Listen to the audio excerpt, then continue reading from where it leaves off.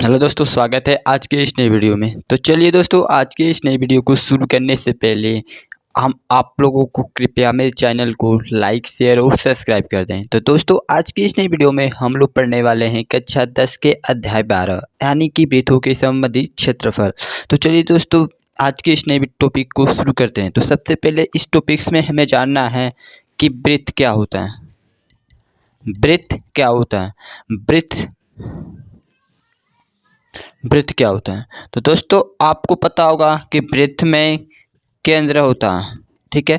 यदि केंद्र को ओ से दिखाते हैं और यहाँ पर जो ओ ए है, ये हमारी वृत्त की त्रिज्या है, जिसको आर से दिखाते हैं। वृत्त की त्रिज्या स्मॉल आर से दिखाते हैं, ठीक है, वृत्त की त्रिज्या।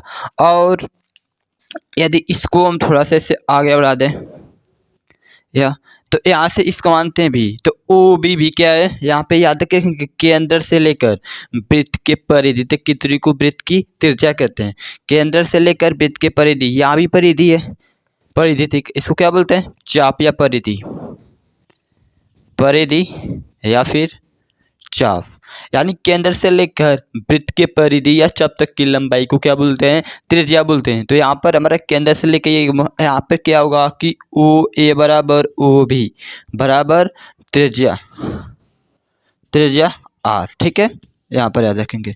और क्या चीज़ यहाँ पे जो ए बी है, ए बी क्या चीज़ है? ए बी बराबर व्यास से, ठीक है, क्या है? व्यास से। केंद्र से होकर जाने वाली जीवा को क्या कहते हैं? वृत्त का व्यास। और एक बात ये भी याद रखेंगे कि व्यास बराबर 2 गुणे त्रिज्या, 2 गुणे त्रिज्या। व्यास बराबर 2 गुणे त्रिज्या। यदि यहाँ से आप त्रिज्या का मान निकालते हैं तो त्रिज्या बराबर आपका हो जाएगा, त्रिज्या बराबर व्यास बटे में 2, त्रिज्या बराबर में व्यास बटे में 2। तो दोस्तों, इतना याद रखेंगे इस फार्मूले को कि वृत्त की त्रिज्या बराबर वृत्त का व्यास बटे में 2। और आपके क्वेश्चन में हमेशा क्या बोलेगा? व्यास बोलेगा। तो आप व्यास को त्रिज्या समझकर हमेशा फार्मूले में क्या करेंगे? मान रखेंगे, आपका आंसर बार बार गलत आएगा। इसलिए जहाँ पर भी व्यास देता है उसको तुरंत क्या करेंगे? वहाँ से त्रिज्या का मान निकालेंगे। और त्रिज्या बराबर क्या होता है? व्यास बटे में 2। इस सूत्र से वहाँ पे त्रिज्या का मान निकालेंगे। अब इस वृत्त की प्रॉपर्टी क्या है? सबसे पहली चीज़ है इस वृत्त का परिमाप, वृत्त की परिधि, वृत्त की परिधि, वृत्त की परिधि बराबर होता है 2 पाई आर, 2 पाई आर। वृत्त की परिधि बराबर होता है 2 पाई आर। इसका मात्रक क्या होता है दोस्तों? तो इसका मात्रक इकाई होता है। यानी कि जिस यूनिट में आपको वृत्त की त्रिज्या देगी उसी यूनिट में उसका परिधि भी होगी। यदि सेंटीमीटर में देगी तो सेंटीमीटर में होगा, मीटर में देगा तो मीटर में होगा, डेसीमीटर में देगा तो डेसीमीटर में होगा। इस प्रकार से जिस यूनिट में देगा उसी यूनिट में होगा। दूसरी बात कि वृत्त का क्षेत्रफल, इस वृत्त का क्षेत्रफल बराबर होता है दोस्तों पाई आर स्क्वायर। क्षेत्रफल बराबर पाई आर स्क्वायर। अब यहाँ पर इसका जो मात्रक होता है तो याद रखेंगे कि चाहे वृत्त हो, चाहे कोई भी आकृति, वर्ग हो, आयत हो, वृत्त हो, घन, आप कोई भी चीज़, शंकु हो, कोई भी चीज़ हो, वहाँ पे हम यदि क्षेत्रफल निकालते हैं तो क्षेत्रफल निकालने का जो क्षेत्रफल का यूनिट होता है हमेशा वर्ग इकाई होता है। वर्ग इकाई, वर्ग इकाई। यानी कि दोस्तों, यदि हम क्षेत्रफल निकालेंगे तो उसका यूनिट क्या होगा? वर्ग इकाई। यदि त्रिज्या सेंटीमीटर में देगा तो क्षेत्रफल का मतलब क्या होगा? सेंटीमीटर स्क्वायर या वर्ग सेंटीमीटर। मीटर में देगा तो मीटर का स्क्वायर या वर्ग मीटर। डेसीमीटर में देगा तो डेसीमीटर का स्क्वायर या फिर वर्ग डेसीमीटर। इस प्रकार से निकाल लेते हैं, ठीक है दोस्तों। तो ये फार्मूला आपको दिमाग में रखना है। और एक बात, यदि ये जो वृत्त में जो व्यास खींचते हैं, किसी वृत्त में एक कोई व्यास खींचेंगे तो वह व्यास क्या करेगा? उस वृत्त को 2 बराबर भागों में विभाजित कर देगा, यानी कि अर्धवृत्त बनाएगा। क्या बनाएगा? अर्धवृत्त। दूसरी बात करते हैं अर्धवृत्त का। अर्धवृत्त की परिभाषा क्या हो जाएगी? जब किसी वृत्त में कोई व्यास खींचते हैं, जब किसी वृत्त में कोई एक व्यास खींचते हैं तो वह व्यास उस वृत्त को 2 बराबर भागों में विभाजित करता है, तो उसके प्रत्येक भाग को अर्धवृत्त बोलते हैं। वो 2 बराबर भागों में तो ये कटेगा, तो ये भी एक अर्धवृत्त होगा, ऊपर वाला भी एक अर्धवृत्त होगा। तो किसी एक के मतलब लिख के चलते हैं। जैसे ये वृत्त का केंद्र है, यहाँ से इस तरह से कोई वृत्त बनाए, कोई वृत्त बनाए। अब यहाँ से ये हमारा क्या है, यहाँ पे हमारा यह व्यास है। ठीक है दोस्तों, यहाँ पे हमारे क्या है, व्यास है। अब ऊपर वाले भाग से मतलब नहीं हमको, ये हमारा वृत्त का व्यास है। ठीक है, इसको मानते हैं यह केंद्र है, ओ या बी है या ए। यहाँ से यहाँ तक क्या है, त्रिज्या आर। ठीक है दोस्तों, ये क्या है, आर है। इधर भी क्या होगा, आर। ठीक है, जैसे इस फिगर में सेम वही चीज़ है, उसको आधा पे से काटेंगे तो क्या बनेगा, अर्धवृत्त बनेगा। तो ये याद रखेंगे कि अर्धवृत्त में अब एक आपके सामने ऐसा मार्ग ये भी बनेगा। ठीक है, जो व्यास होगा। ठीक है, यदि इसका आप यहाँ पर भी आपको भी इसमें दो फार्मूला पूछेगा। पहला फार्मूला है अर्धवृत्त का परिधि, अर्धवृत्त का परिमाप या परिधि। परिधि परिधि बराबर क्या होगा, तो देखिए सिंपल सी बात है। अर्धवृत्त में क्या है, देखिए वृत्त में परिधि का मतलब क्या होता है, चारों तरफ की लंबाई। वृत्त के जो चारों तरफ की लंबाई उसको क्या बोलते हैं, परिधि, परिमाप। यानी कि ये जो चारों तरफ की लंबाई होगी इसकी, ठीक है, इसको क्या बोलेंगे, परिधि होगी। लेकिन जब अर्धवृत्त बनता है तो इसमें इस चीज का तो आधा आता है, आधा ये रहता है, ये पूरे का आधा।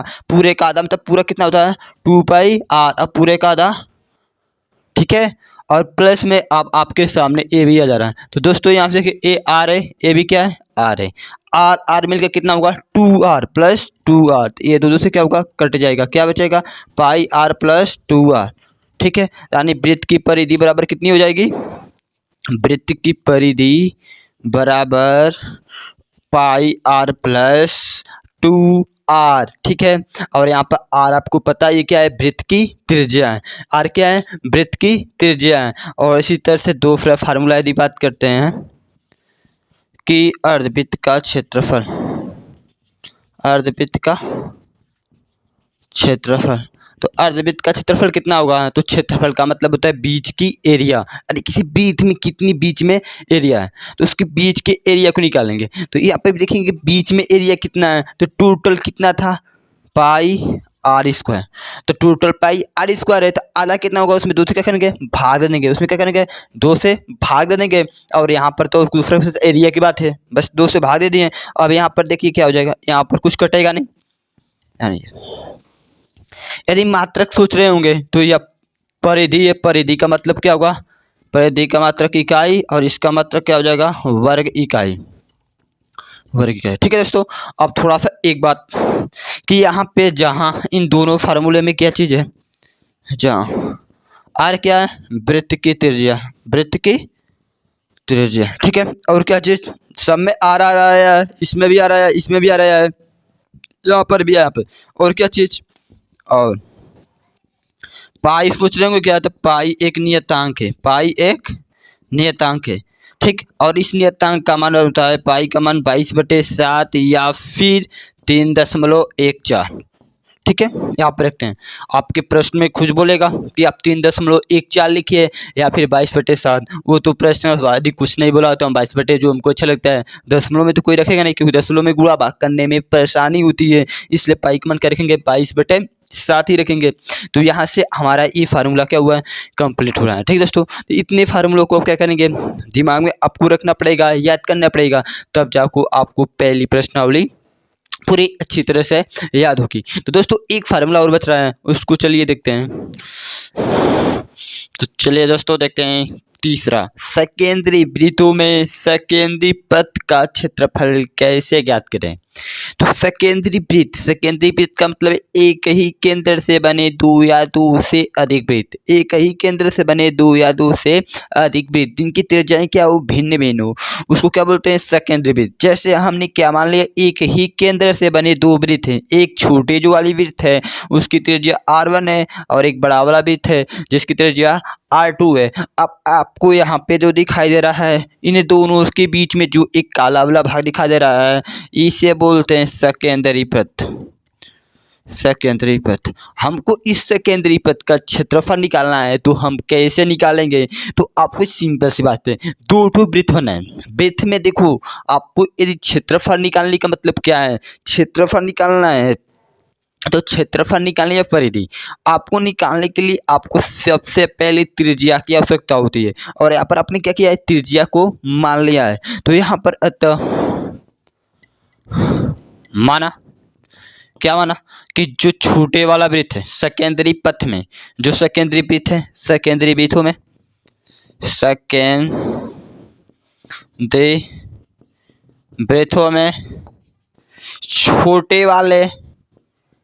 छोटे वाले वृत्त की त्रिज्या, छोटे वाले वृत्त की त्रिज्या कितना है, r1। कितना माना गया है, छोटे वाले जो वृत्त की त्रिज्या है कितना है, r1 है, r1 है। और क्या चीज, और बड़े वाले वृत्त की